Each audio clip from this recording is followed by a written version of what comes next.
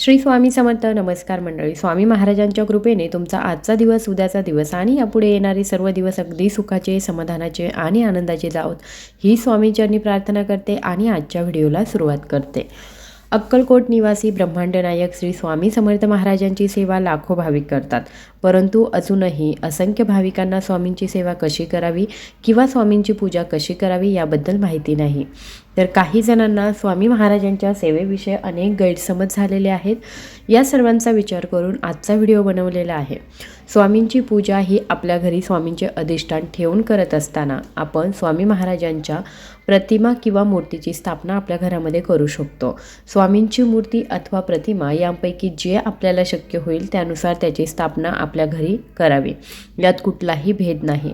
बरेच लोक सांगतात की स्वामींची मूर्ती घरामध्ये ठेवू नये कारण त्यावर रोज अभिषेक करावा लागतो, दर गुरुवारी षोडशोपचार पूजा करावी लागते, रोज नैवेद्य आरती करावी लागते, इत्यादी इत्यादी. पण हा केवळ गैरसमज आहे, बाकी काही नाही. स्वामी महाराज हे भक्तवत्सल्य आणि भक्ताभिमानी आहेत. आपल्या भक्तांनी केलेली तोडकी मोडकी पूजा ही ते अतिप्रेमाने स्वीकारतात. गजेंद्राने आर्ततेने अर्पण केलेल्या केवळ एका कमलपुष्पाने धावून येणारा आणि कोट्यावधी भक्तांचे केवळ नामस्मरणाने कल्याण करणारा पूर्ण परब्रह्म अपुऱ्या पूजेअभावी आपल्यावर रागवेल ही भावनाच मुळात चुकीची आहे. तेव्हा स्वामी महाराज रागावतील ही भीती स्वामी भक्तांनी मनातून काढून टाकावी. जशी जमेल तशी स्वामींची पूजा, भक्ती आणि सेवा करावी. दुसरी बाब म्हणजे स्वामींची प्रतिमा घरी ठेवावी. तर मग ती कशी ठेवावी, कोणती ठेवावी? कारण स्वामींच्या मूर्तीपेक्षाही थोडेसे जास्तच गैरसमज आहे ते स्वामींच्या प्रतिमेबद्दल. तेव्हा आपण आता हा गैरसमज आणि त्याची सत्यतासुद्धा तपासून पाहायला हवी. अनंत कोटी ब्रह्मांड नायक राजाधिराज योगीराज अक्कलकोट निवासी परब्रह्म भगवान श्री स्वामी समर्थ महाराज यांच्या पूजेच्या प्रतिमेच्या बाबतीत असलेले काही निरर्थक गैरसमज आहे. पहिला जो गैरसमज आहे तो म्हणजे स्वामींची प्रतिमा किंवा मग फोटो फक्त राजयोगात असणारी पाहिजे. हातात ब्रह्मांड म्हणजे काय तर गोटी असलेला फोटो स्वामींचा घरामध्ये ठेवू नये. दुसरा गैरसमज आहे तो म्हणजे स्वामींची वटवृक्षाखाली बसलेली प्रतिमा नको.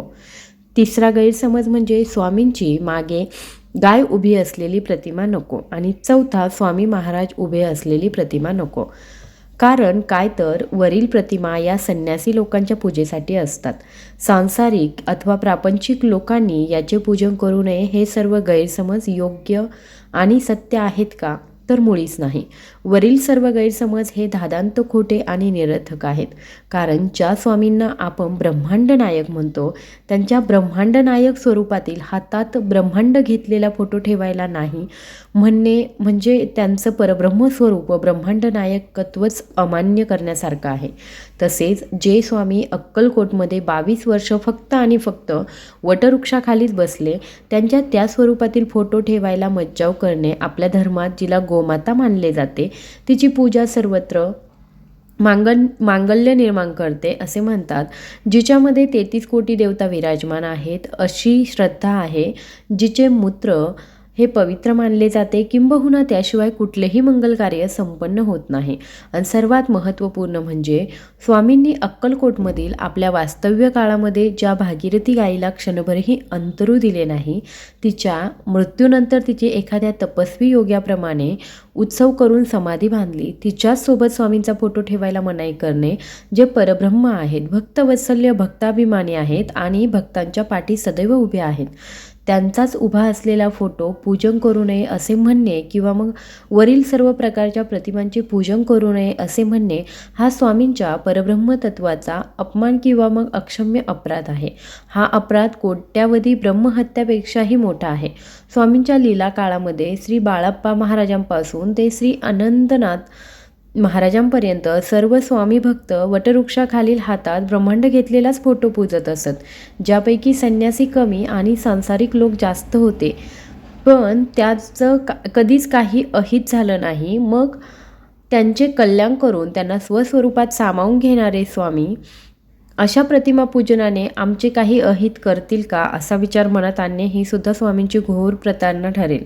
असो, तेव्हा अशा गैरसमजांना बळी न पडता स्वामी भक्तांनी या बाबीकडे दुर्लक्ष करून जशी जमेल तशी स्वामींची यथेच्छ सेवा करून आपले कल्याण करून घ्यावे ही नम्र विनंती.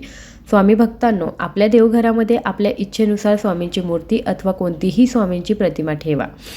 स्वामींची मूर्ती असेल तर रोज मूर्तीला स्नान घालून, प्रतिमा असेल तर पाणी शिंपडून स्वच्छ वस्त्राने पुसून घेऊन अष्टगंध लावा. उपलब्ध असतील ती फुले स्वामींना अर्पण करा. स्वामी महाराजांना सर्वच फुले आवडतात, त्यांना अप्रिय असे एकही फूल नाही.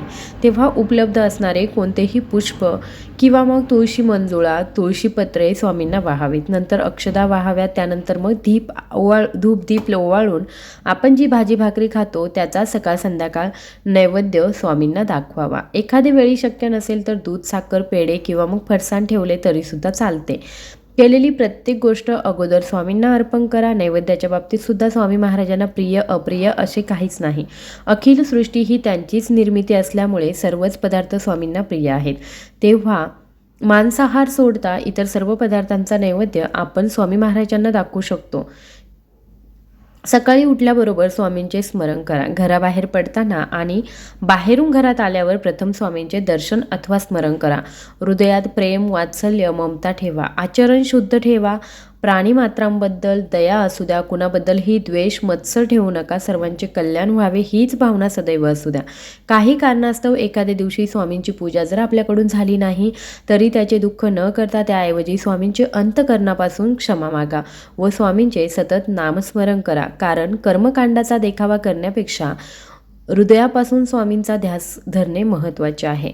नैवेद्य दाखवताना एका ताटामध्ये भाजी, भाकरी, पोळी, भात, भजी, पापड, मीठ, गोड पदार्थ, विडा यापैकी जे काही असेल ते तुम्ही स्वामीच्या अधिष्ठानासमोर एका पाटावर पाण्याने म्हणजे तांब्यातील पाण्यामध्ये आपल्या उजव्या हातातली मधील 2 बोटे बुडवून घेऊन एक चौकोन काढावा. त्या चौकोनावर हे ताट ठेवावे. ताटाच्या बाजूला एक तांब्याभर पाणी ठेवावे. ताटातील पदार्थांवर व तांब्यातील पाण्यात तुळशीपत्रे टाकावीत. दिवा, धूप स्वामींना ओवाळावे. तांब्यातील एक तुळशीपत्र हातामध्ये घेऊन नैवेद्यावर 3 वेळा पाणी शिंपडावे आणि 3 वेळा फिरवावे. पाणी शिंपडताना गायत्री मंत्र म्हणावा. गायत्री मंत्र येत नसेल तर तुम्ही श्री स्वामी समर्थ, जय जय स्वामी समर्थ हा मंत्र 3 वेळा म्हणू शकता. यानंतर मग 3 वेळा आपल्याला पाणी फिरवताना ओम प्राणाय स्वाहा, ओम अपानाय स्वाहा, ओम व्यानाय स्वाहा, ओम उदानाय स्वाहा, ओम समानाय स्वाहा, ओम ब्रह्मणे अमृत्वाय स्वाहा हे मंत्र अथवा श्री स्वामी समर्थ हा मंत्र म्हणून 3 वेळा पाणी ताटावरून फिरवावे. नंतर ते तुळशीपत्र स्वामींना अर्पण करून नमस्कार करावा. अशा प्रकारे स्वामींना नैवेद्य दाखविला जातो. नैवेद्य दाखविल्यानंतर 15-20 मिनिटांनी ते नैवेद्याचे ताट स्वामींना नमस्कार करून उचलून घ्यावे आणि आपल्या भाजीत भाजी, भाकरीत भाकरी मिसळावी, जेणेकरून घरामध्ये कायम अन्नपूर्णेचा वास राहील. वरीलप्रमाणे आपण परब्रह्म भगवान श्री स्वामी समर्थ महाराजांची पूजा करावी. यासोबत रोज श्री स्वामी चरित्र सारामृत पोथीचे 1, 3 किंवा मग 7 अध्यायांचं वाचन करावं.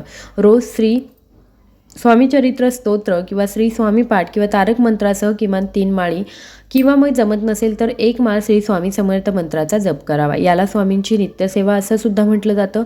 जो कोणी एवढी स्वामींची नित्यसेवा करतो त्यांच्या संपूर्ण योगक्षेम स्वतः स्वामी महाराज चालवतात असे अभिवचन स्वामी महाराजांनीच दिलेले आहे.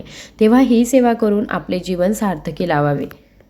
त्याचबरोबर तुमची इच्छा असेल तर तुम्ही स्वामी समर्थ महाराजांसाठी गुरुचरित्र पारायण म्हणा किंवा स्वामी समर्थ महाराजांचे स्वामीचरित्र सारामृत या पुस्तकाचे 11 गुरुवारचे व्रतसुद्धा तुम्ही करू शकता.